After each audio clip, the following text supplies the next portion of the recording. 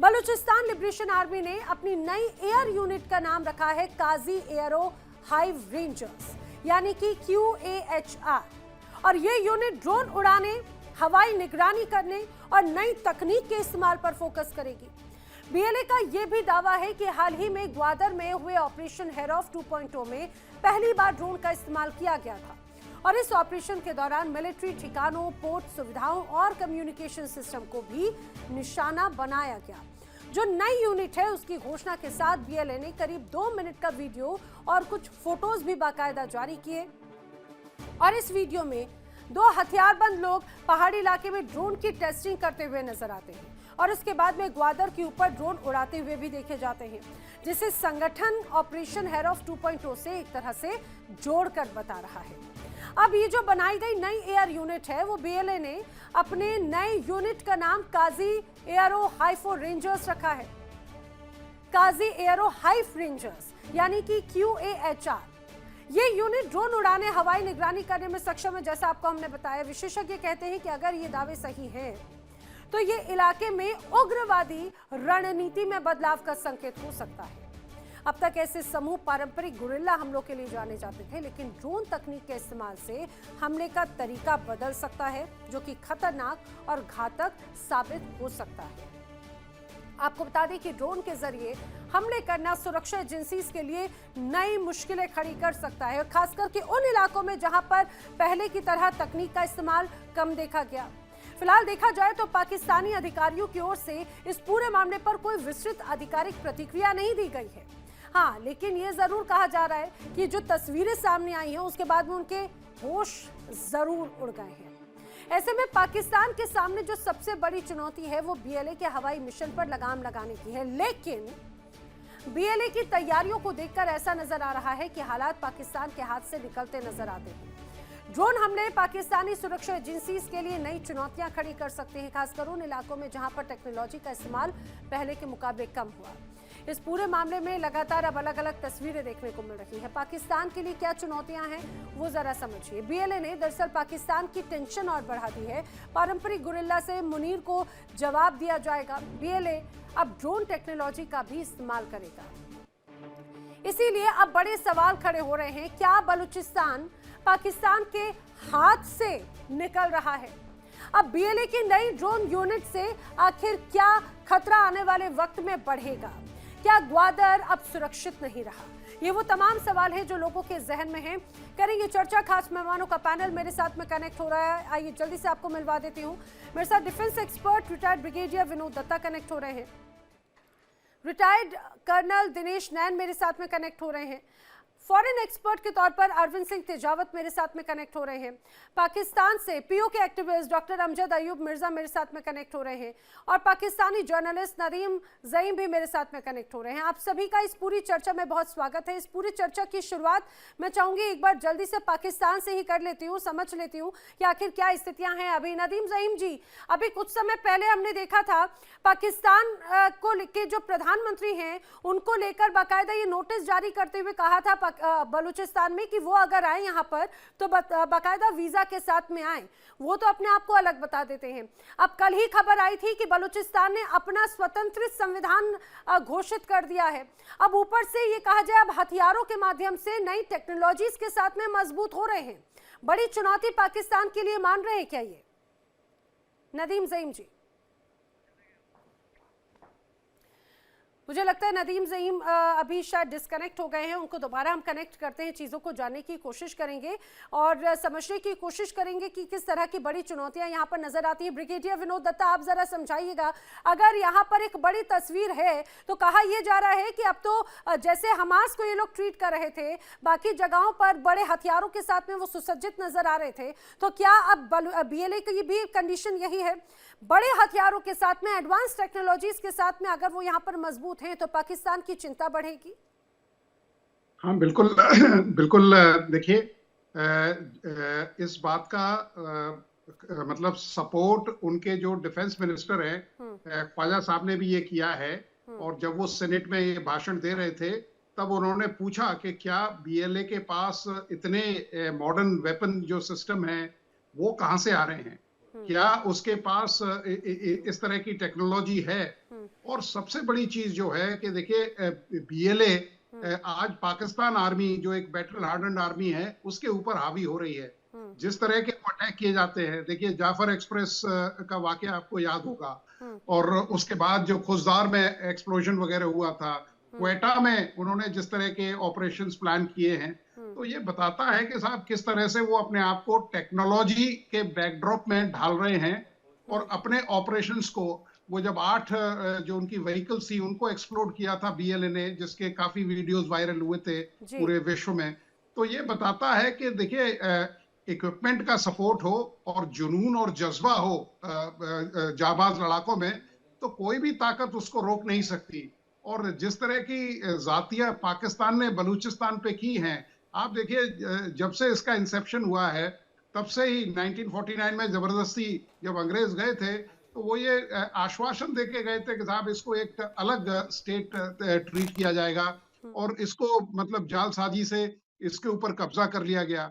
उसके बाद आप देखिए जनरल परवेज मुशर्रफ ने मतलब जब नवाब अकबर बुख्ती साहब का कत्ल कराया गया, उसके बाद से सिचुएशन बड़ी खराब होती गई। और ये जो लड़ाके हैं, ये देखिए कुछ दिनों पहले आपको याद होगा जब असीम मुनीर साहब ने कहा था कि बलूचिस्तान की कई पुश्तें इसको हमसे जुदा नहीं कर सकती, लेकिन आज पाकिस्तान आर्मी वहां जाने से डरती है। पाकिस्तान आर्मी का जिस तरह से एम्बुश किया जा रहा है, जिस तरह से वहां पाकिस्तान आर्मी को खदेड़ा जा रहा है, ये बताता है कि साहब किस तरह से पाकिस्तान लाचार है और अपने ही देश में वो देखिए बलूचिस्तान का अगर ज्योग्राफिकल एरिया देखें तो करीब 44-45% जो एरिया है वो बलूचिस्तान है, तो तकरीबन आधा पाकिस्तान इसको कह सकते हैं।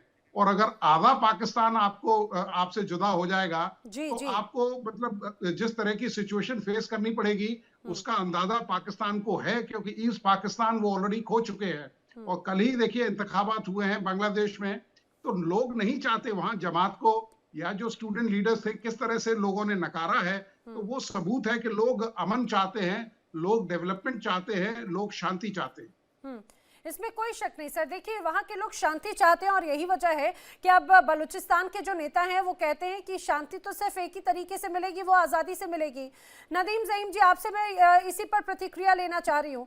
अब जिस तरह से इन्होंने अपने आप को अत्याधुनिक कर लिया है बीएलए ने, पहले उन्होंने अपना संविधान एक तरह से जारी किया और दूसरी तरफ अब उनकी तरफ से इस जानकारी सामने आती है कि वो अब खुद को मजबूत कर रखे हैं। क्या ये पाकिस्तान के लिए चिंता का सबब नहीं है?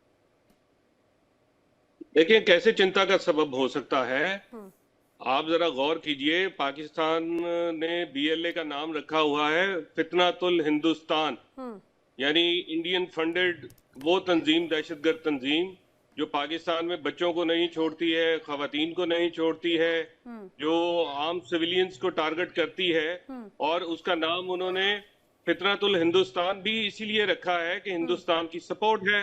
अब आप कहते हैं कि उनके पास ड्रोन टेक्नोलॉजी आ गई है। मैं कहता हूं कि आप उसको ड्रोन टेक्नोलॉजी छोड़ दें, आप उनको अपने वो जो जेट्स हैं वो दे के भेजें जिस तरह पहले आपने भेजा था। तो पाकिस्तान आर्मी जो हुकूमतें और आर्मी होती है वो इस तरह की तहरीक को इतनी अहमियत नहीं देती। ना ऐसा हो सकता है कि एक आर्मी के अगेंस्ट आप किसी ड्रोन टेक्नोलॉजी छोटी मोटी के लेके और चिंता का सबब बना दें, ऐसा मुमकिन नहीं होता। देखें, आर्मी के साथ लड़ सकती है, ये छोटी मोटी चीजें होती हैं। अगर आपके ये जो गेस्ट हैं हजरात, जो सारे डिफेंस एनालिस्ट हैं, इनको पता होगा कि छोटी मोटी दहशतगर्द तंजीम के पास कोई टेक्नोलॉजी का आना बात है। नदीम ज़ईम, बड़ी हैरानी की बात है, आप लोग मुंह उठाकर कभी भी हिंदुस्तान का नाम ले लेते हैं। आपके यहाँ बारिश हो जाए तो हिंदुस्तान दोषी है, भूकंप आ जाए तो हिंदुस्तान दोषी है। बलूचिस्तान में 80 सालों तक शोषण आपने किया, लेकिन वहां पर जो हालात है उसके लिए हिंदुस्तान दोषी है। अब आपने कहा कि आर्मी, भाई यही वजह है क्या कि खासतौर से पाकिस्तान की जो आर्मी है वहां के लड़ाकों को मारती है, बलूचिस्तान की आम जनता को मारती है, चीख चीख कर? पाकिस्तान की ह्यूमन राइट कमीशन की रिपोर्ट्स बताती हैं, जो आंकड़े हैं, वहां की आर्मी, क्या आपके आर्मी इतनी ज्यादा पंगु है कि वो वहां की आम जनता को टारगेट करे और उसमें भी आप हिंदुस्तान का नाम लगा देते हैं? जरा सी भी शर्म आती है क्या? देखें, आपके सवालों का जवाब मैं अब क्या दूं, और शर्म वाली बात तो मैं दोबारा आपको शर्म दिला देता हूँ। असल हकीकत ये नहीं है। हकीकत ये है कि आपसे मेरा सवाल है कि पाकिस्तान के बलूचिस्तान के अंदर भारत का इंटरेस्ट क्या है? आप लोग एक ऐसी तंजीम जो बच्चों को, खवातीन को, इवन ट्रेन को हाईजैक करके बैठ जाती है और बाद में उनके सारे लोग मार दिए जाते हैं, तो ऐसी तंजीम का इंडिया में क्या इंटरेस्ट है? आप जरा समझें अरे इन चीजों कौन को। सा इंटरेस्ट भारत है में नदीम ज़ैन? मुझे एक फुटप्रिंट्स बता दीजिए। आप बार बार इस तरह से ये कहा जाए कि उड़ते तीर देने की कोशिश करते हैं, और आज तक एक भी बार कभी आपने हमारे यहाँ की ये कहा जाए सिक्योरिटी एजेंसीज का नाम लगा दिया, कभी भारतीय सेना का नाम लगा दिया, भारत की सरकार का नाम लगा दिया, आप एक सबूत पेश नहीं कर पाए। और खुद अब पाकिस्तान कैसे आतंकियों को पालता पोसता है, पनाह देता है और भेजता है। अब उसके तमाम ऐसे हमने इतने ढेर सारे अलग अलग हमने आपको उदाहरण दिए, आपने कभी उन चीजों को तो एक्सेप्ट किया नहीं, अपने आप में बड़ा हैरान कर देते हैं। डॉक्टर अमजद अयूब मिर्जा, जरा इनको समझाइए और ये बताइए, ये तो कह रहे हैं कि जो हालात है वहां पर वो हिंदुस्तान की वजह से है। अच्छा, ये सवाल बहुत शुक्रिया आपका। ये सवाल अगर किया जाए बलोचों से, तो बलोच, आपको पता है इसको क्या कहते हैं? पाकिस्तान की जो फौज बलूचिस्तान में कत्लेआम कर रही है लोगों का, उसको कहते हैं फितनातुल पंजाब। और आज के बाद आप भी इसको फितनातुल पंजाब कहें। ये पाकिस्तान वाले कहते हैं फितनातुल हिंदुस्तान, लेकिन इनके पास तो एक जरा बराबर भी सबूत नहीं है कि इंडिया जो है वो मदद कर रहा है। मैं आपको बताऊं, कई बलोच रहनुमा लीडर्स ऐसे हैं जो ये शिकवा करते हैं, शिकायत करते हैं कि भारत अपना किरदार अदा नहीं कर रहा बलूचिस्तान में। बलूचिस्तान में भारत को अपना किरदार अदा करना चाहिए। मैं आपके बीच में नहीं बोला, तो आप भी मत बोले, जरा खामोश रहे 2 मिनट के लिए। दूसरा जो है, ये कहते हैं कि बच्चों को मारते हैं, तो इस वक्त, और औरतों को मारते हैं, ख्वातीन को।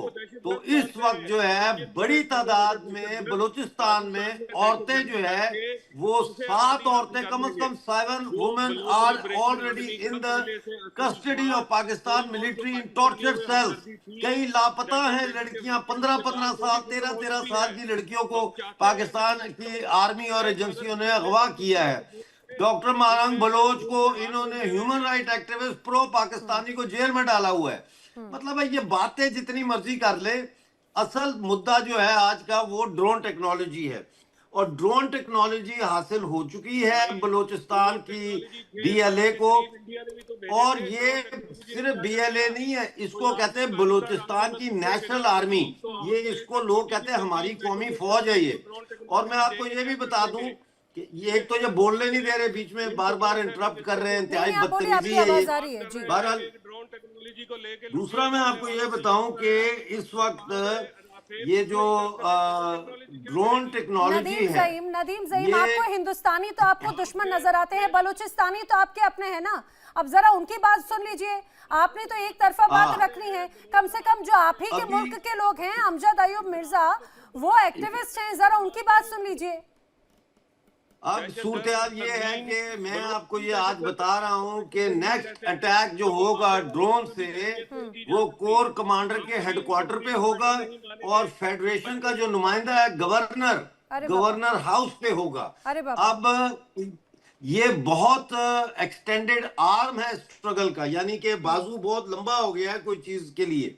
तो अब पाकिस्तान ने जो तबाही और बर्बादी फैलाई है, फितनातुल पंजाब कहते हैं इसको, फितनातुल पंजाब, और उसके सबूत है। फौज पंजाब की है, जो इनके जासूस आते हैं जिनको पकड़ के बलोच जो है वो एग्जीक्यूट करते हैं, वो पंजाब से हैं। फिर सारी दौलत सुई गैस की सारी दौलत जो है वो उससे पंजाब के कारखाने चल रहे हैं, तो ये फितरतुल पंजाब है। और ये फेल हो चुके हैं, नाकाम हो चुके हैं। हैरफ 2 भी सिंदूर 2 की तरह पॉज पे है, ये रुका नहीं है, ये पॉज है।